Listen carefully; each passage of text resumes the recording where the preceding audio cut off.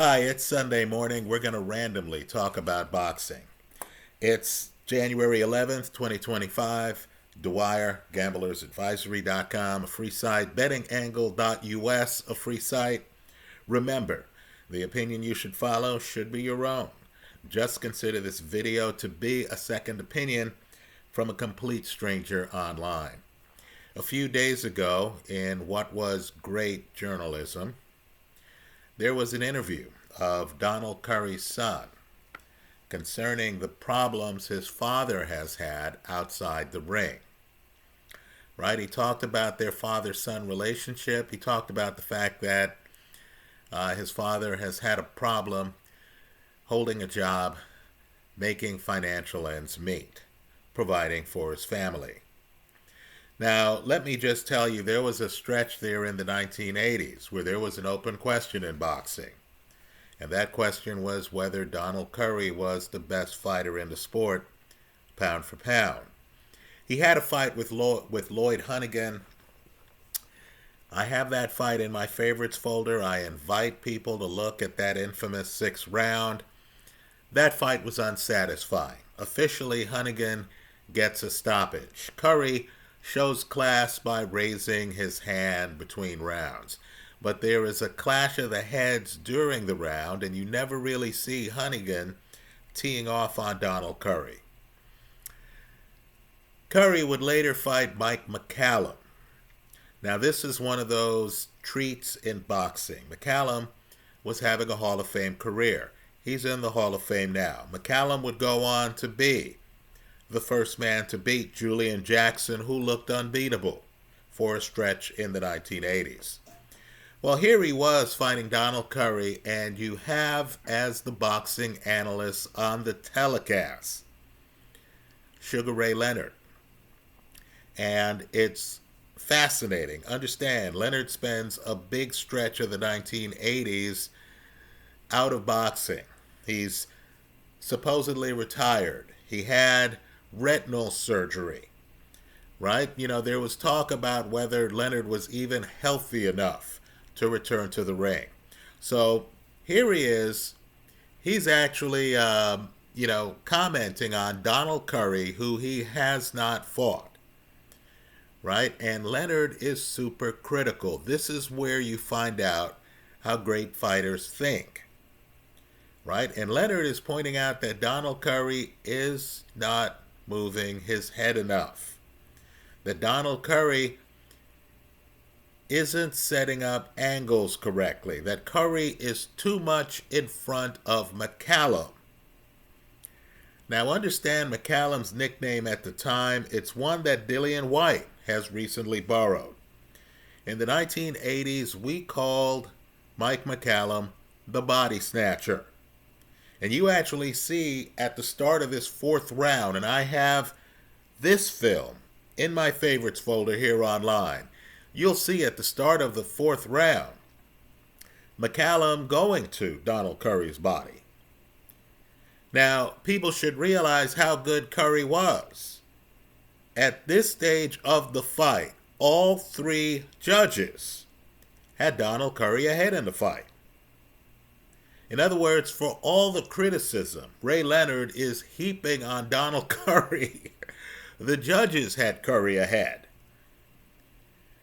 Well, let me just tell you, McCallum throws one of the best left hooks you're going to see in your life, right? This is the punch, by the way, I wonder why people don't throw against Usyk, right? I'm not a boxer. Maybe there's some dynamic in the ring I don't know about.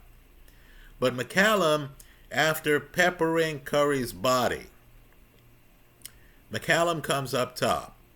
And I believe that punch changed Curry's life, right? Because Donald Curry, after that fight, is not the same fighter, right? Just understand, he would go on to lose to Michael Nunn, right? Just understand, he would go on to lose to others, right? This was a guy who was perched atop of the game. We overlooked the Hunnigan fight because that didn't look convincing.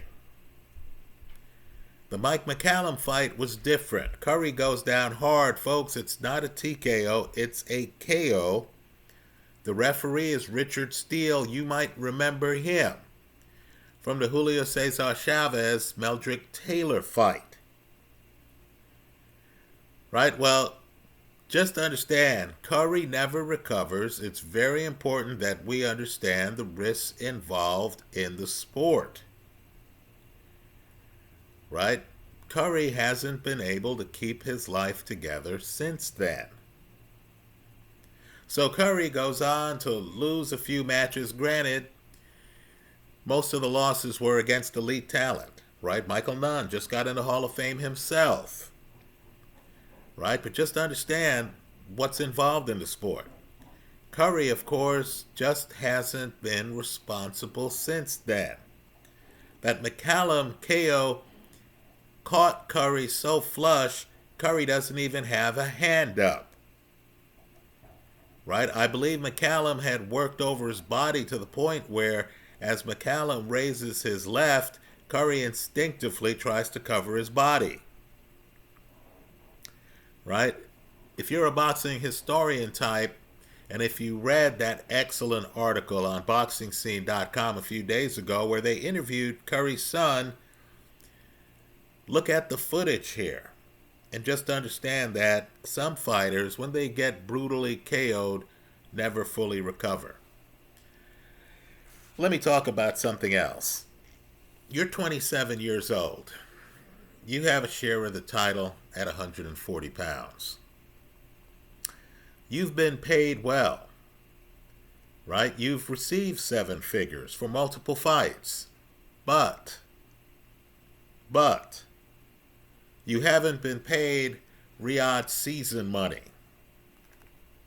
Your promoter, the group that helped guide you to the title, the group that has been protecting you a little bit, because word's getting around that you have a problem against mobile southpaws. Right, Sander Martin, I encourage people to look at the Teofimo Lopez Sander Martin fight and look at your scorecard. Ask yourself how many rounds you believe Sander Martin won in that fight. If you're up over 5, Teofimo has problems. We'll understand how severe the problems are against southpaws. Jermaine Ortiz is not even a southpaw. He's a right-handed fighter, but he's ambidextrous. So believe it or not, he fights Teofimo Lopez with his offhand. He fights Teofimo from a southpaw stance. Now, Teofimo's promoter is Top Rank, Bob Arum and his group. Understand, on the telecast for the Teofimo Lopez, Jermaine Ortiz fight was Timothy Bradley, a Hall of Famer. Right? A guy who does a lot of Bob Arum fights.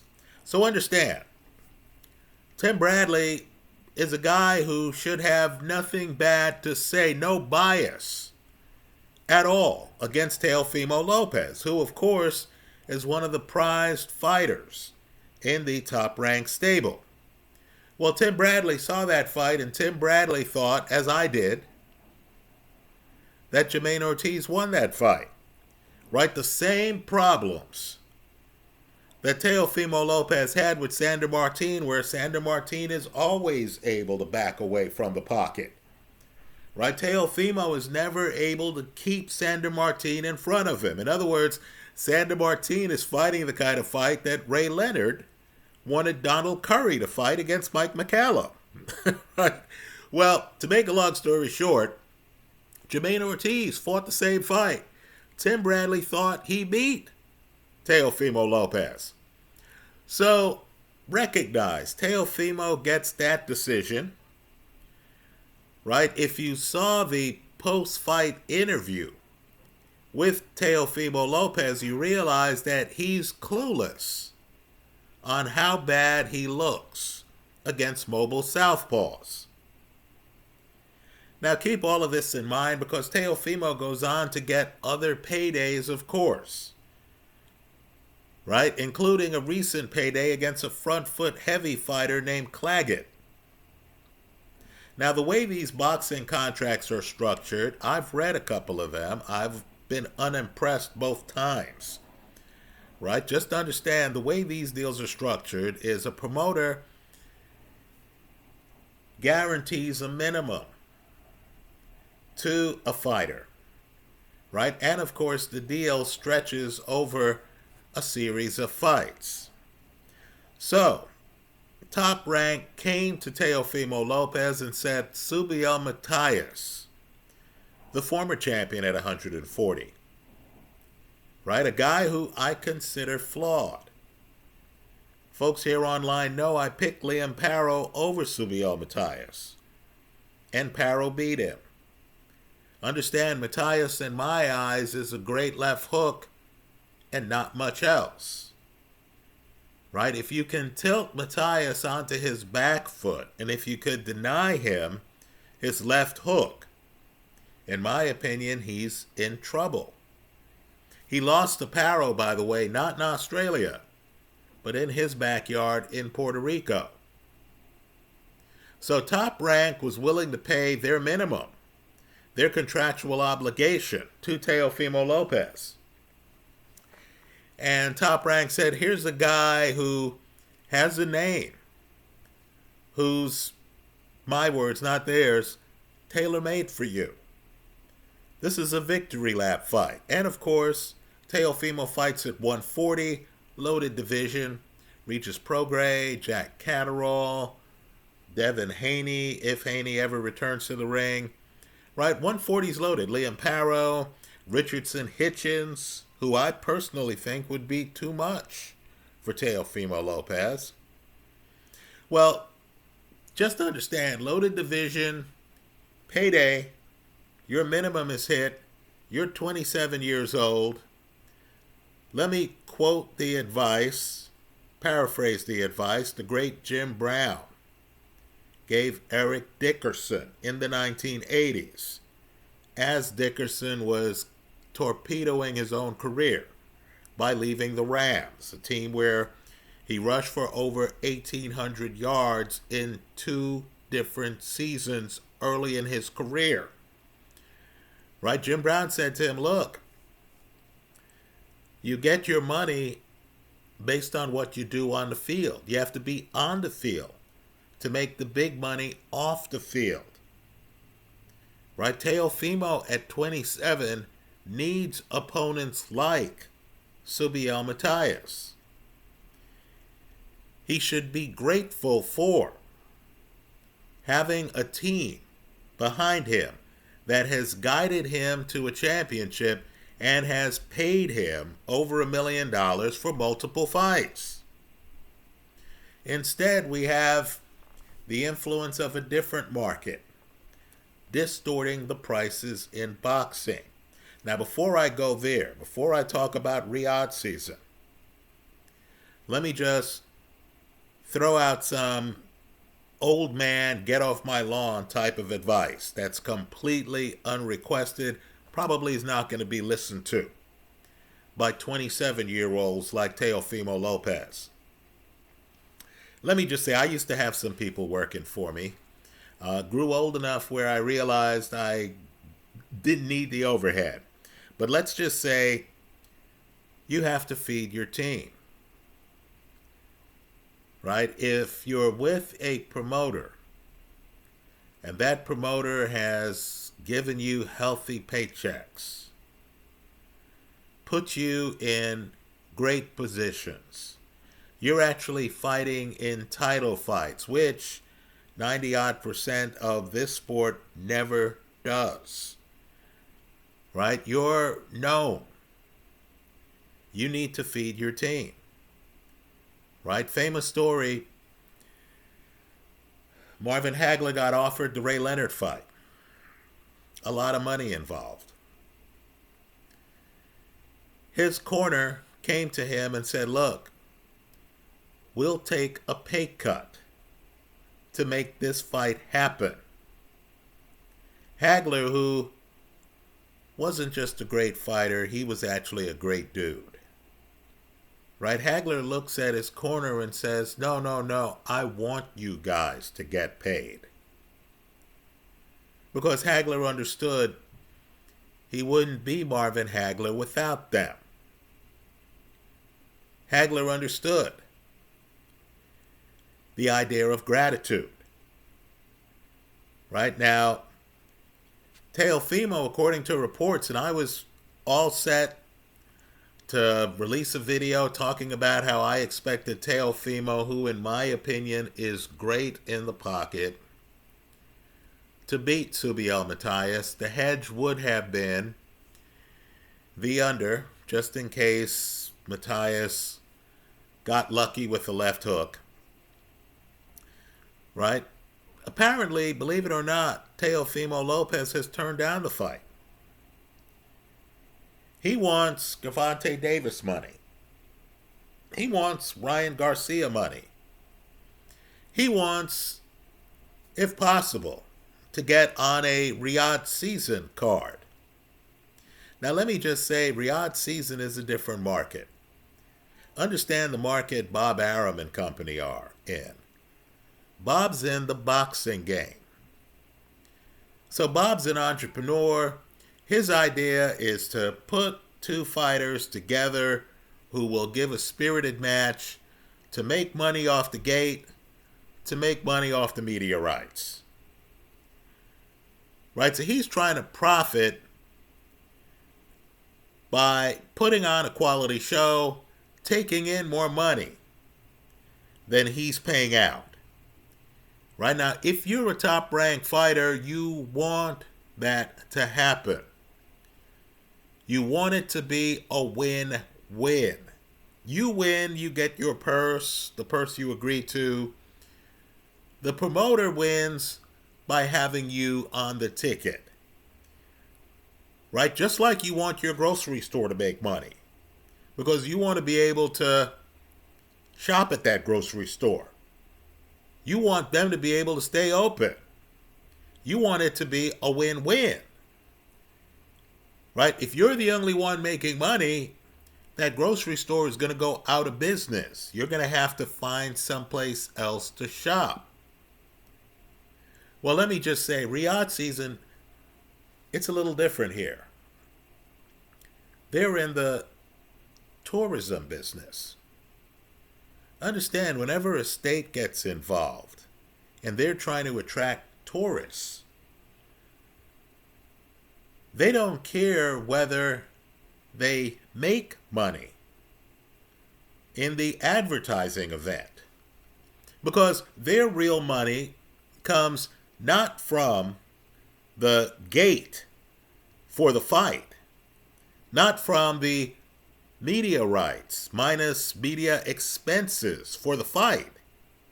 No, their real money comes from tourists seeing the fight and saying, you know what, let me go visit Saudi Arabia.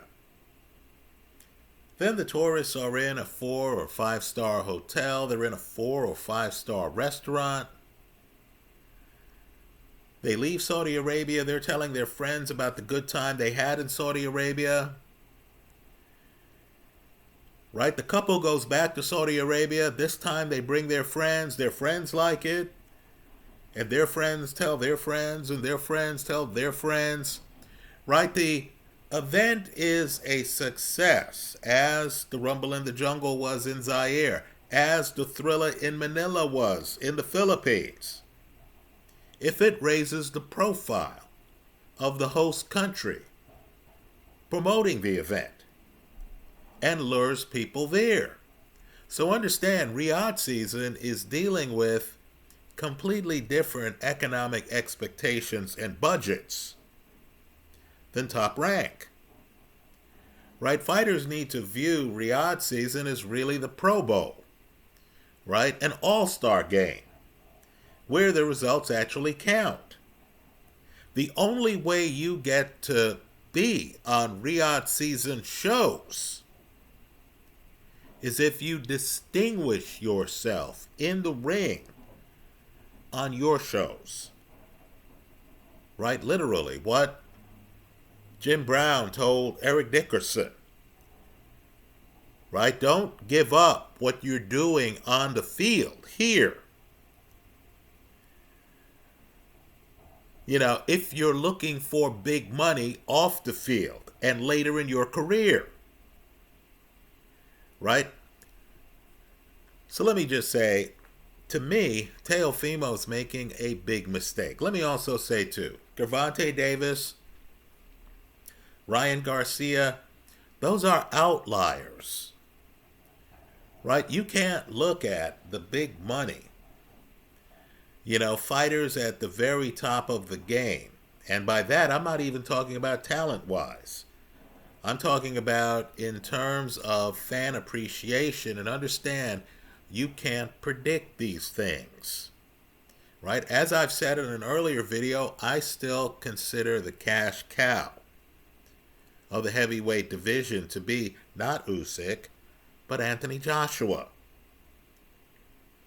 right? I can't sit here and tell you that Joshua deserves to be the cash cow more than Usyk. Usyk's beaten him twice. But I can tell you, you put Anthony Joshua in Wembley against a big-time opponent like a Daniel Dubois, and they're going to pull more than 80,000 fans. There's going to be a lot of money. There's going to be a lot of water to water the plants. People are going to get paid. Right? The ring announcer, the referee, they want to get involved because they're getting paid. Right? If you're Teofimo, it's a mistake, in my opinion, to think that you're Manny Pacquiao, you're Floyd Mayweather, you're Oscar De La Hoya, you're Mike Tyson, right? You're Gervonta Davis. It's a mistake. Let me just say this too. A lot of these cash cow guys who you just associate with a big gate, went through lean times. Floyd Mayweather had problems with his promotional outfit, including Bob Arum. He had problems with Top Rank. It's when Floyd fought a cash cow, Oscar De La Hoya, and it's when Floyd beat De La Hoya that the money started raining in. That's the way boxing is, right? Understand, not too long ago, Usyk had to fight on the road. He couldn't have fights in the Ukraine and pull the kind of money, create the kind of gate that would lure opponents to the Ukraine. Right now, of course, Usyk is a cash cow, just not as much of a cash cow as Anthony Joshua is. So it would be silly. It would be absolutely silly if, a Martin Bacoli said, hey, I'm not going to fight unless I get Riyadh season money. Right? No, you have to continue your career. You have to take on the Effie Ajabas. Right? There'll be a time when you'll be in one of the big shows, not some LA show against Jared Anderson, but you'll be in some of the big shows involving Riyadh season. Right? But just understand, as you go through your career, if you have a group you trust around you, who have delivered for you, who have gotten you sparring access to Usyk, Daniel Dubois, Tyson Fury, some of the biggest names in the sport,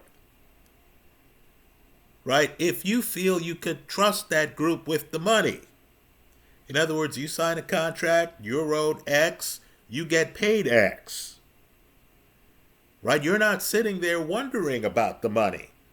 You know it's coming. You know the group around you is credible. Then as I see it, you have to feed that group. You have to feed your ecosystem. Teofimo Lopez, in my eyes, is making a huge mistake not fighting Subiel Matias. Right? At 27, you need to be in the ring. Right? You can't be outside the ring saying, hey, look, whatever contract I have with whoever, I see some guys are getting really big paydays, and if I don't get that really big payday, I'm not going to fight again. Right? Understand how big the paydays are that Riyadh season has thrown out. J.O. Pataya worked his whole life to get a belt.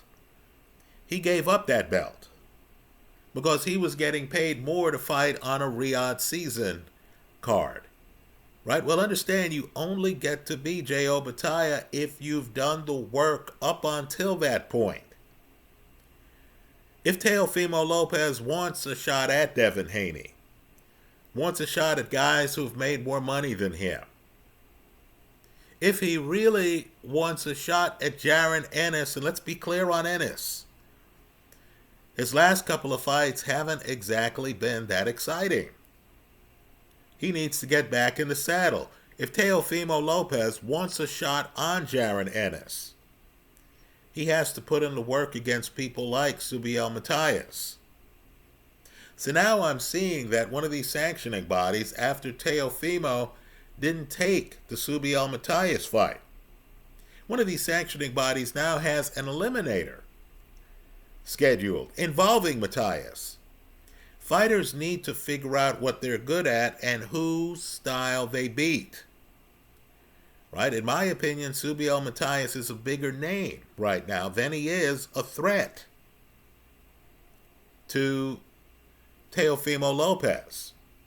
Right? If Subiel Matias loses this eliminator, gone is going to be the opportunity to make the minimum, the contract minimum that he would have made by fighting Matias. Right? He would have gotten 7 figures fighting Matias, a very winnable fight. A fight that would have moved him closer to being on a Riyadh season card. Right? So let's just say, you see fighters doing great career moves. Right? Then you see fighters who, for whatever reason, get sidetracked. There are too many voices in the room. Somebody, someplace is saying, look at all the money Gervonta Davis got fighting Ryan Garcia. Right? And you think to yourself, you know what? I should be getting that money. Not recognizing that life's unfair. Right? You can't look at Canelo. Diego Pacheco can't decide, you know what? I'm not going to fight again unless I get Canelo money. Right? The only way Diego Pacheco gets Canelo money is if he keeps fighting. Right? Has some spectacular looking fights, gets the word of mouth that Canelo got earlier in his career, and then, of course, is on that stage. Right? That's how I see it. Let me hear from you. I understand boxing's a dangerous sport. I understand. Every fighter is just one good left hook away from having the rest of their life be as challenging as Donald Curry's has been since that left hook from Mike McCallum. We understand the risk involved. But we also need to realize that you make a name for yourself in the ring. If you go on strike and don't fight winnable fights, the world's going to move on. Right? They're not going to wait for you. Those are my thoughts. Let me hear yours this Saturday morning. Leave your thoughts in the comment section. Thanks for stopping by.